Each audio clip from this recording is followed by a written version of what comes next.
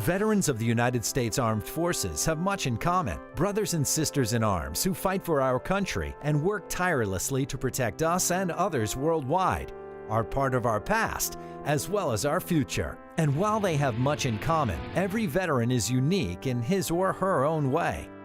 So as you can imagine, transitioning back to civilian life is not without its challenges and opportunities. Luckily, there's help from a variety of sources around the United States. Just ask Matt Butler and Catherine Thomas, who are using their skills and abilities to change lives and have some fun along the way. I joined ROTC in college, and after college I was commissioned as a second lieutenant, and I spent over 20 years in the Air Force. I just recently retired. I wanted to do something for the country, very specifically after September 11th. When I was 11, my dad was the executive officer of a ship, and I saw a demonstration on his ship, and I decided when I grew up I want to be a Navy helicopter pilot.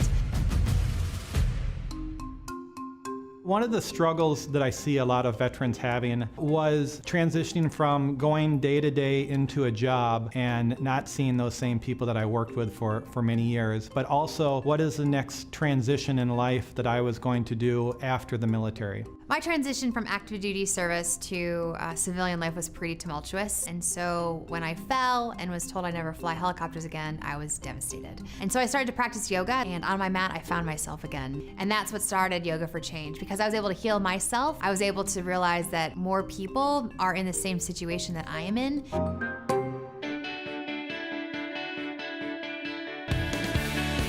Matt and Catherine discovered Syracuse University's Institute for Veterans and Military Families, which provides inspiration and training at no cost.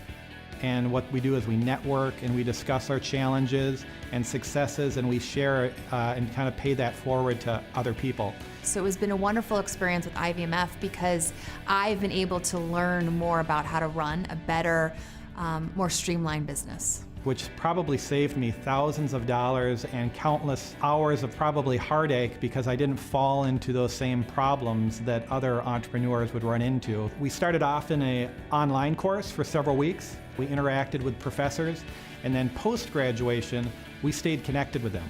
At the end of it, I was in a small business challenge, and so I successfully won third place in that competition, gave a lot of confidence for me into my business. So Yoga for Change was involved in a couple different pitch competitions through IVMF, and our idea is very simple, but it's able to scale and it's able to be sustainable, which allows us to impact more people. And so Matt and Catherine were launched, and they joined the many other veterans who've been inspired by the Institute, each of them on their own unique and fulfilling journey. Yoga for Change isn't a typical yoga studio. What we do is we take our researched, evidence-based programming and implement it into different facilities that are serving our populations. And who we serve are veterans, incarcerated individuals, youth, and those struggling with substance abuse disorder.